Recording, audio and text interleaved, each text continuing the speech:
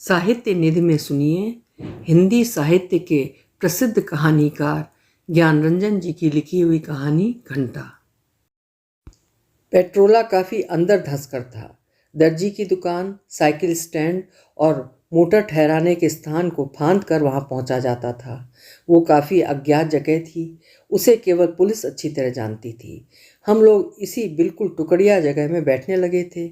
यहाँ जितनी शांति और छूट थी अन्यत्र दुर्लभ है। हमें यहाँ पूरा चैन मिलता था। पेट्रोला ऐसी जगह थी जिससे नागरिकों को कोई सरोकार नहीं था। जहाँ तक हम लोगों का प्रश्न है, हमारी नागरिकता एक दुबले हाड़ की तरह किसी प्रकार बची हुई है। उखड़े होने के कारण लग सकता था समय के साथ सबसे अधिक हम हैं, लेकिन हकीकत ये है कि बैठे बैठे हम आपस में ही फुफकार लेते हैं, हिलते नहीं हैं। हमारे शरीर में लोथड़ों जैसी शांति भर गई है। नशे की वजह कभी कभार थोड़ा बहुत गुस्सा बन जाता है और आपसी चिल्लपों के बाद ऊपर आसमान में गुम हो जाता है। इस नशे की स्थिति में कभी ऐसा भी लगता है हम सजग हो गए हैं, उद्धार का समय आ गया है और भेड़िया धसान पूरी तरह पहचान लिया गया है। लेकिन हम लोगों के शरीर में संत मल्लुक दास इस कदर गहरा आसन मारकर जमे हुए थे कि भेड़िया धसान हमेशा चालू रहा। ऐसा लगता पेट्रोला की ज़िंदगी से बाहर चले जाना काफ़ी मुश्किल हो गया है। ये जगह एक राहत स्थान में बदल गई थी। पेट्रोला से निकलकर शहर के उस क्षेत्र में अपने कमरों को जब हम वापस होते तो शहर का ढांचा दिखाई देता था। हमें पूरा विश्वास है कि हमसे अधिक शहर के ढांचे के बारे में कम लोग जानते होंगे।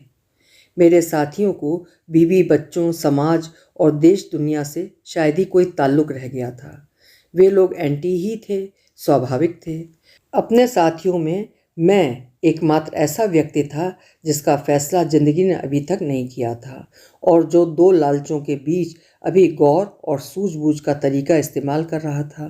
ये भी बहुत हद तक मुमकिन है कि मैं हमेशा के लिए ही ऐसा चालाक व्यक्ति बन चुका हूँ, लेकिन मैं फ़िलहाल पक्का नहीं जानता। अक्सर ऐसा होता है कि जब मेरी सेहत घिघियाने लगती है, रतजगों की संख्या सीमा पार कर जाती है और मुझे ये दिखाई देता है कि भद्रता प्रगति कर रही है और इस बीच उसका रत्ती भर भी बिगाड़ नहीं हुआ है, तब मैं लंबा सोता हूँ। शो विंडो के गलियारों में घूमता हूँ, कोका कोला पीता हूँ और हेलो हेलो पेट्रोला को गोल मार कर जाता हूँ। मेरे साथी संभव है इस बात को थोड़ा बहुत जानते हों, लेकिन वे परवाह नहीं करते। मेरे पास कुछ ऐसे वस्त्र भी हैं जिनका शरीर से और स्वयं के पिछले जीवन से कोई मेल नहीं है और जिन्हें पहनते मुझे लगता है भेष बदल गया है। मैं उन्हें तब पहनता हूँ जब पेट्रोला में नहीं जाना रहता। मुझे इन कॉस्ट्यूम सरीखे वस्त्रों की शर्म भी सताने लगती है, लेकिन मैंने उन्हें कभी हमेशा के लिए फेंक नहीं दिया। वर्षों नहीं पहना पर संभाल कर रखा। एक दिन पेट्रोला से बाहर पान की दुकान तक मैं निकला कि नेम से अचानक मुलाकात हो गई। काफ़ी रात जा चुकी थी। नेम जब से बीमा एजेंसी चलाने लगा है खूबसूरत हो गया है। एक समय नेम की ज़िंदगी ऐसे हालात पर पहुंच गई थी कि लगता वो भी पेट्रोला के समूह में शामिल हो जाएगा, लेकिन समय रहते ही वो बाल बाल बच गया। पूरी तरह सुखी और सुरक्षित होने के बाद अब वो जब भी मिलता है पेट्रोला की ज़िंदगी पर लाड टपकाना शुरू कर देता है। कहता है, कहाँ बीमा में फंस गया, तुम लोगों के साथ की ज़िंदगी अब कहाँ नसीब होती है। मैं समझता हूँ अब उसके पास काफ़ी पैसा है और आराम भी खूब हो गया है। 2-4 मिनट मुश्किल से बीते होंगे, नेम ने कुंदन सरकार के बारे में कहना शुरू कर दिया। मुझे पता था वो कुंदन सरकार की बात जरूर करेगा और बहुत शीघ्रता में होने के बावजूद मुझे उसकी इस चर्चा का इंतज़ार था। वो मुझे जब भी मिला कुंदन सरकार से परिचय कराने के लिए लगभग भिड़सा गया। अवश्य इसमें उसकी कोई खुशी थी। शायद वो बताना चाहता हो हमारी दोस्ती का पक्कापन अभी भी बना हुआ है, समय ने उसे मिटाया नहीं है। कुंदन सरकार वाली बात बरसों से चलती आ रही थी और आज तक ड्योर नहीं बैठा। इस बार नेम ने फुसफुसाकर मुस्कुराकर उसके यहाँ अच्छी मदिरा का भी आश्वासन दिया। उसने दम दिया, कुंदन सरकार के साथ मुझे बोरियत नहीं होगी। तुम लेखक और वो इंटेलेक्चुअल, वाकई मज़ा आ जाएगा। सच्चाई ये थी कि काफ़ी अरसे पहले ही साहित्य मुझसे बिछुड़ गया था। अब मुश्किल से थोड़ा बहुत चिथड़ा बकाया था, पर नेम से ये बात मैं दबा गया। मैं जानता हूँ उससे उलझना समय की एक वाहियात बर्बादी के अलावा कुछ भी नहीं है। नेम बिल्कुल चींटा है। जाते जाते वो चिल्लाता गया, बिदकना नहीं, कल पक्का रहा। ऐसा आदमी तुमको कम मिलेगा जो अपनी पोजीशन को लात मार कर चलता हो। दोस्त किस्म का प्राणी है और टॉप तबीयत। बोलो, तुम और क्या चाहते हो भाई? चलते चलते वो फिर रुका और थोड़ा उत्तेजित सा होकर बोला, वो तुम्हारे साथ हॉली चला जाएगा ना, कपड़े झाड़ेगा और न नाक से कोड़ेगा, कल पक्का रहा। मैं सब चीज़ों को बर्दाश्त करने की तैयारी करता हुआ शराब के उद्देश्य को पकड़कर कुंदन सरकार सोचता हुआ पेट्रोला वापस लौटा। कुंदन सरकार काफ़ी भनकता हुआ नाम था। शहर के तमाम लेखक और बुद्धिजीवी उस तक पहुंच चुके थे। ये सब मध्यम वर्गीय लेखक थे, जिसका खाते उसका बचाते भी खूब थे। जहाँ भी आदमी की पूंछ जड़ गई है, इन लोगों के उस स्थान में कुंदन सरकार को देखते ही खुजली और अहोभाग्यपूर्ण गुदगुद होने लगता था। कुंदन सरकार और बुद्धिजीवियों के संपर्क को ताकने वाले बहुत से दर्शक चारों तरफ फैले हुए थे, जिन्होंने शहर के जागरूक केंद्रों में कुंदन सरकार की हवा बांध रखी थी। मैंने अपने साथियों को कुछ भी नहीं बताया और कुछ समय के लिए फूट गया। उन्हें अपना लोभ बताना मुमकिन भी नहीं था। पेट्रोला के साथियों में अधिकांश ऐसे थे जो कुंदन सरकार सरीखे आदमियों को अपने अमुक प्रदेश पर रखते थे। वे लोग पूरी तरह मुड़े हुए थे। केवल मैं ही था अटका हुआ, मान अपमान, ओहदे, पैसे और देश समाज से विचलित होने वाला। कुंदन सरकार ऐसे पद पर था जहां रहकर आमतौर पर जनता के निकट नहीं रहा जा सकता। इसके बावजूद वो एक बेजोड़ सामाजिक प्राणी था। सरकार को पता नहीं कैसे उसने बेवकूफ़ बना रखा था। उसे साहित्यिक व्यक्तियों, कला प्रेमियों और बुद्धिजीवियों से बातचीत करने, उनके बीच घुलने मिलने और उन्हें शराब पिलाने की तमन्ना रहती थी। इस शहर में कई सौ कलाकार, साहित्यकार हैं, पर कुंदन सरकार उनसे कभी घबराया नहीं। वो एक दो को हमेशा साथ रखता था, एक समय में एक। वो तजुर्बा करता चला जा रहा था। उसके साथ रहने वाले व्यक्ति को लोग कुंदन सरकार का घंटा कहते थे। इन दिनों कुंदन सरकार का घंटा मैं था। वो मुझसे जरा भी नहीं बिदका। मेरी चट्टी काफ़ी गंदी थी। उसका औघड़ रूप लेकर उसके घर में घुसते हुए मुझे लगा ये कतई उचित और आरामदेह जगह नहीं हो सकती। लेकिन लालच का कहीं कोई जवाब नहीं है। शराब जीवन ज्योति हो गई थी। किसी से शराब क्या पी ली समझा, बहुत ठगी कर ली। ये हालत थी। शुरू में उसने मुझे मामूली शराब पिलाई, जबकि उसके पास निश्चित ऊंची शराब का भी स्टॉक मौजूद था। वो भांपना चाहता था कि ये कितना उठा हुआ बुद्धिजीवी है। दूसरी बात ये कि मैं एक खस्ता हालत व्यक्ति था। अगर मैं मालदार बुद्धिमान होता तो कुंदन सरकार का सलूक कुछ दूसरा ही होता। कुंदन सरकार ने खजाना खोल नहीं दिया। मेरे साथ वो लॉफरेटी के ढर्रे की तरफ अधिक बहकता था। उसने मुझसे कई बार चालू जगहों में चलने को कहा, जबकि मुझे चालू ठिकानों की जानकारी नहीं थी। मेरे साथ उसकी ये हालत थी कि सड़कों पर टहलते टहलते थक जाने पर वो रिक्शा भी कभी नहीं करता था। कई कई दिन ऐसे निकल जाते थे कि कॉफ़ी चाय के अलावा कुछ भी ठोस कार्यक्रम नहीं होता था। वो बीड़ी मांग मांग कर मेरा बंडल फूंक देता, जबकि उसकी जेब में उसी वक्त बहुमूल्य विदेशी सिगरेट रखी हुई होती। मुझे इसमें क्या फ़ायदा था, पर मैं पता नहीं क्यों इंतज़ार करता रहा। कुंदन सरकार के लिए ये अनुभव मज़े और तमन्ना पूर्ति के दिन थे। क्या इसी चैतन्य चुतियापे के लिए मैं अपने साथियों को छोड़कर आया था? वो कहता भी था, यार, खुली ज़िंदगी का ऐसा मज़ा पहले कभी नहीं आया। मज़ा नहीं आया? मज़े के लिए आप आए हो मेरे पास, कुत्ते की औलाद। कुढ़ता हुआ मैं गुस्से से कट गया। तबीयत हुई फाड़ कर रख दूं मैं इसका और अपना ढोंग। मुझे शर्म भी सताती थी। अपने साथियों को चरका देकर उन्हें अपने से अज्ञात रखकर मैं यहाँ मौज के लालच में चला आया। वे लोग खतरनाक रास्तों पर ज़िंदगी फांस देने के बावजूद कभी अपने को इधर उधर हिलाते डुलाते नहीं। वे लोग पुख्ता हैं और दुखी ना होने वाले। लेकिन मैं कुंदन सरकार का घंटा हो जाने की वजह से दुखी था। मैं अपने को ही फुसला रहा था, बेवकूफ़ बना रहा था। मैंने निर्णय किया कि जल्दी ही निगला जाए ना उगला जाए वाली स्थिति को तमाम कर देना है। सच्चाई का क्षण निकट है और अब ठिकाना हो जाएगा। जल्दी ही ये अनुभव हो गया कि कुंदन सरकार का साथ देना बहुत कठिन काम है और अनावश्यक भी।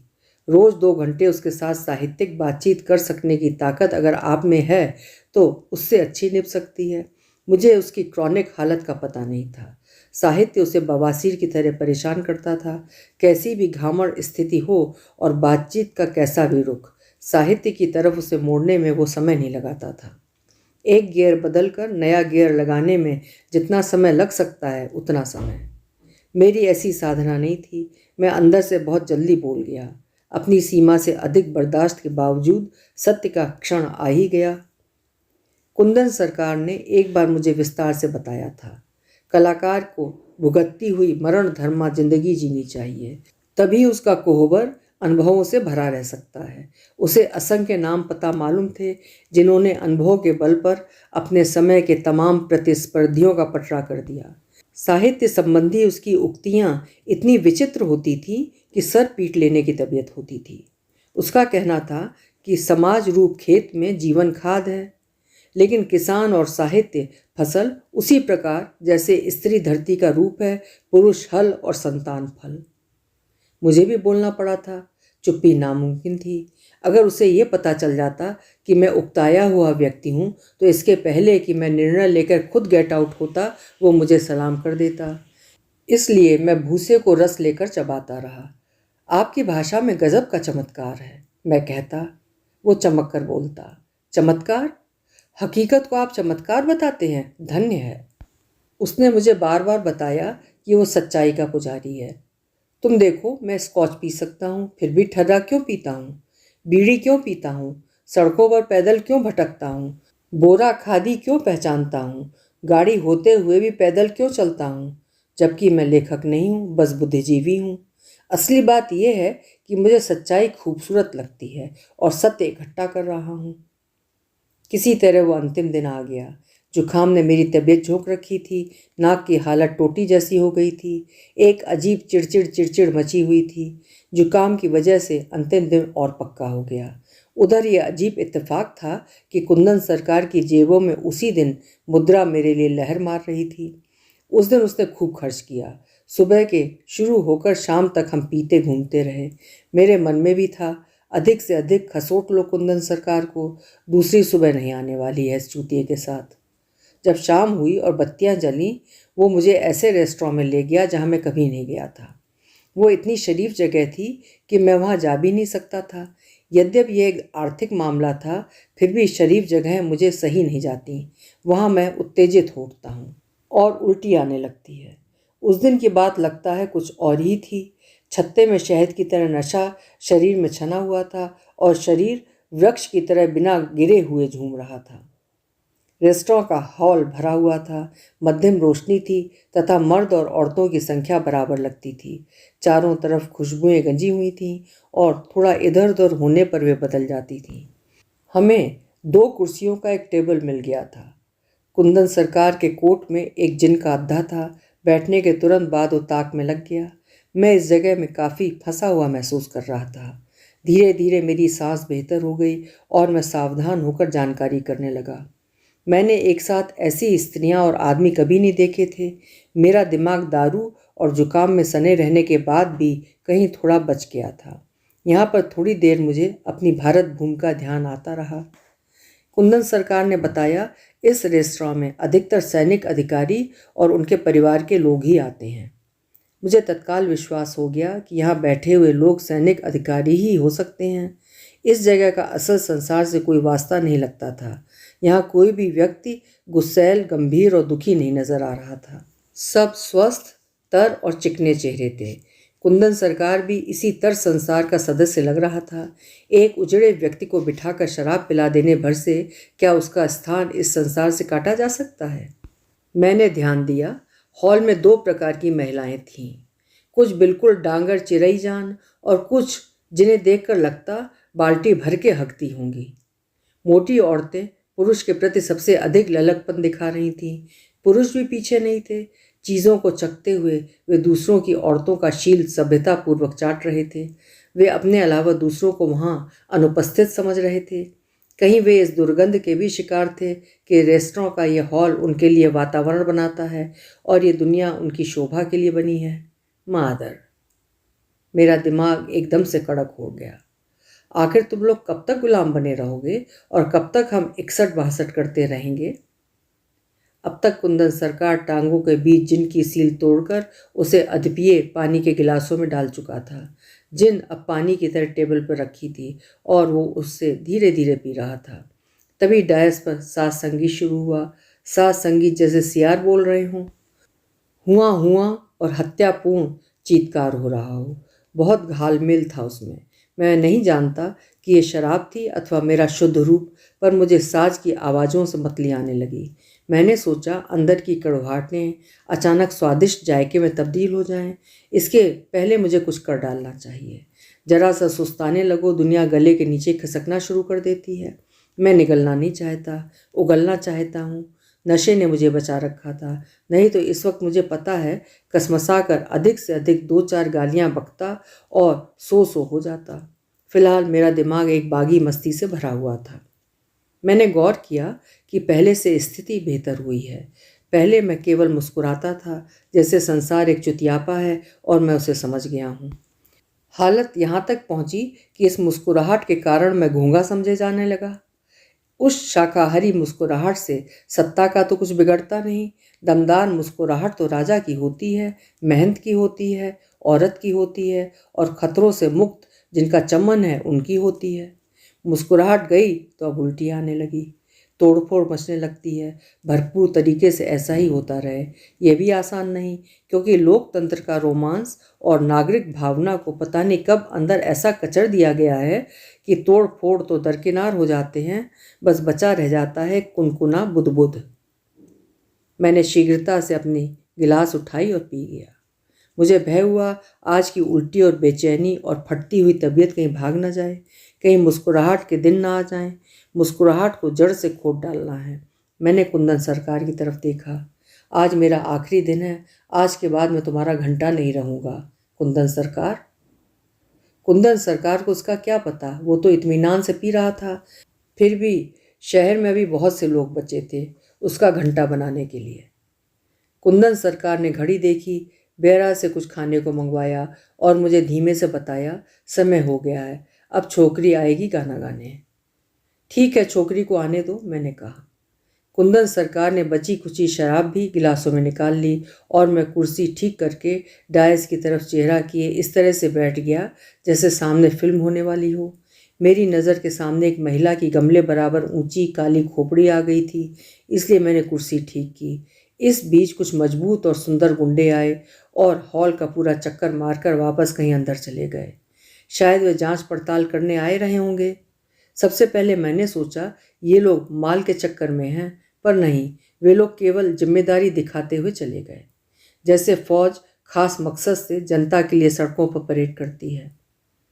लड़की फर्राटे से हॉल में आई। लगता नहीं था कि वो चल रही है, वो तैर रही थी। डायस पर जाने के पहले वो सब और घूमी। बच्चे जैसे कागज का हवाई जहाज हवा में उड़ाते हैं, उसी तरह वो अपनी उंगलियों से चुंबन पकड़ इधर उधर सब तरफ उड़ाती रही। उसका चेहरा तरोताजा था और वो छोटी सी लड़की लगती थी। उसके धड़ पर 1.5 फुट का बेहद कसा हुआ एक सुनहला कुर्ता था। वो काफ़ी लोल तरीके से घूमती हुई गाने लगी। हरमजदगी उसकी आंखों और स्तनों पर देखी जा सकती थी। गाते हुए वो अक्सर कंधों के जोर से स्तनों को परिंदों की तरह हॉल में उचकाने का खेल करती थी। दरअसल ये उसकी टेक थी और इसके बाद वो दोनों हाथ हिलाकर शांत आगे की पंक्तियां याद करती थी। उसे और उसके पेशे और होती हुई रात का बिल्कुल डर नहीं था। अपने चेहरे से वो ऑर्केस्ट्रा साथियों को समय समय पर उत्तेजित और सराबोर करती चलती थी। रेस्तरां लज्जत से भर गया था।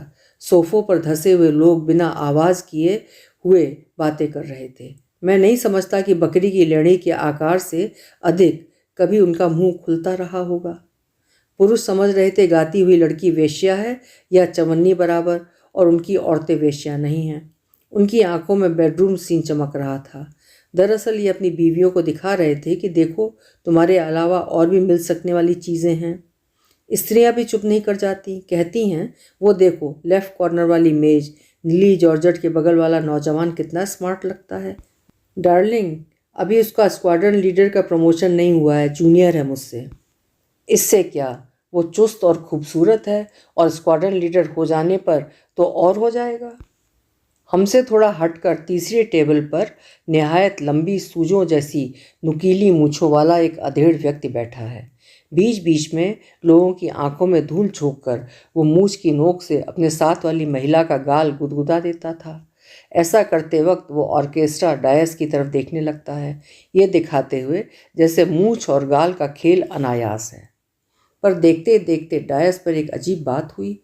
उस लड़की के साथ जो गा रही थी, उसकी सलवार का नारा लगातार हिप्स चलाने या पहनने की जल्दबाजी के कारण सुनहले वस्त्र के नीचे लटक आया। उसकी नीचे और ऊपर की पोशाक की तुलना में वो मैला कुचैला लग रहा था। संगीत के साथ अब ये नाड़ा भी हिल रहा था। मैं भनभना कर हंस पड़ा। ये हृदय प्रदेश से निकली हंसी थी, बिल्कुल बेकाबू। वो काफ़ी ग्रामीण लग सकती थी और किसी भी सभ्य व्यक्ति को इस स्थान पर बिचका सकती थी।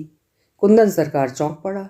उसे काफ़ी शराब के बाद भी स्थान का होश था और उसे मेरी हंसी नागवार गुजरी।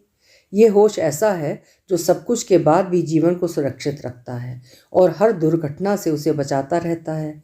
कुंदन सरकार ने मुझे बुरी तरह घुड़क दिया। अदब से रहो, ये ऊंची जगह है। तुमने देखा, तुम्हारे अलावा यहाँ कोई हंसा नाड़े पर?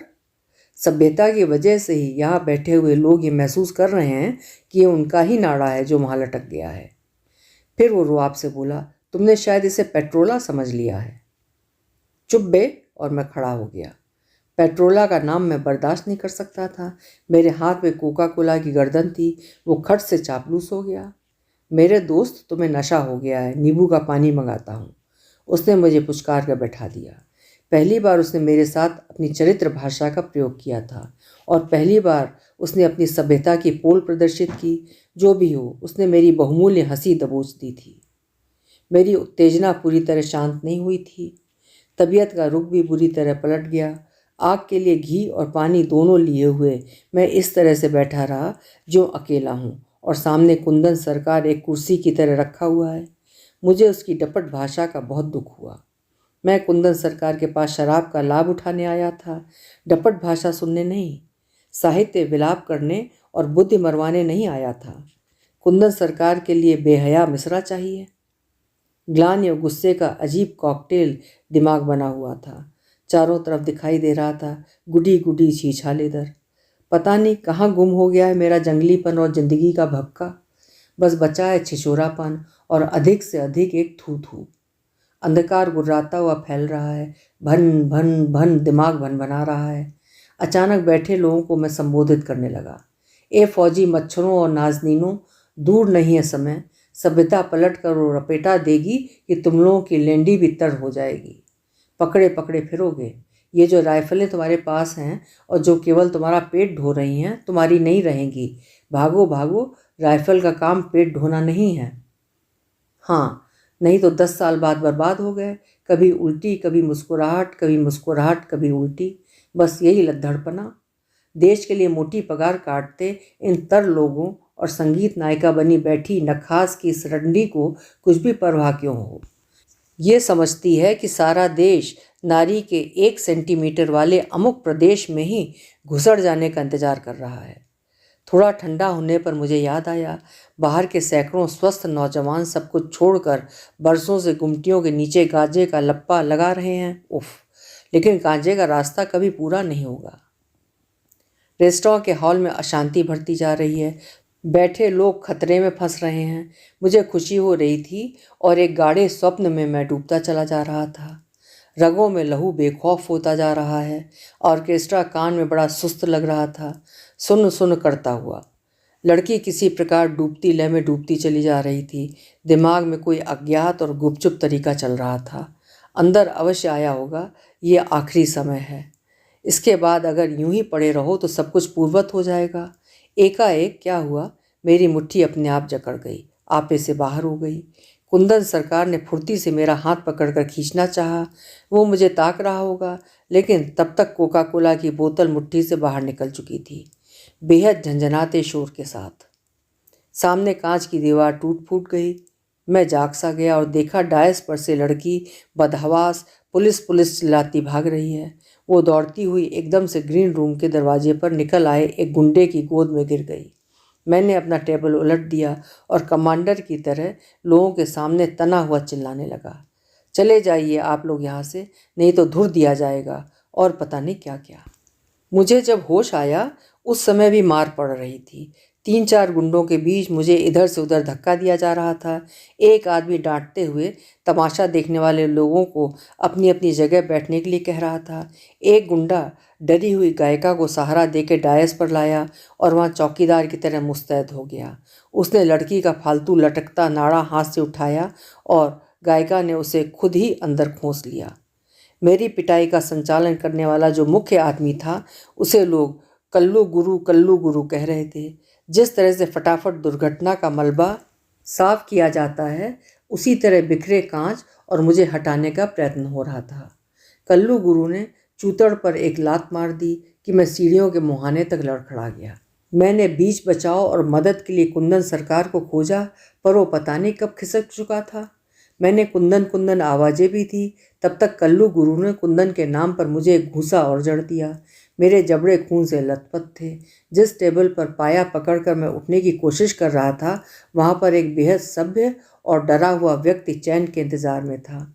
उसने साथ की महिला को फुसफुसा कर कहा, he looks like a loafer.